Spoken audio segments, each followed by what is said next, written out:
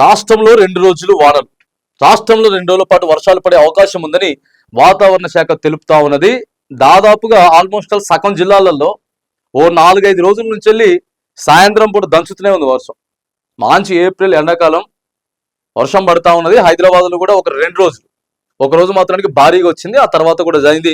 So ప్రధానంగా రైతులకి, ఎందుకంటే ఈ వార్త ఎందుకు చెప్తా ఉన్నామనంటే రైతులకి చేతికొచ్చింది పంట. ప్రభుత్వం కూడా వరి కొనుగోలు కేంద్రాలను ప్రధానంగా 2000 కేంద్రాలని రాష్ట్ర వ్యాప్తంగా మొదలుపెట్టింది. సో రైతులు ఏం చేస్తా ఉన్నారు, వాటన్నిటిని కూడా ఆరబోసుకొని ఎండిన తర్వాత కదా తీసుకుపోవాలి అక్కడికి.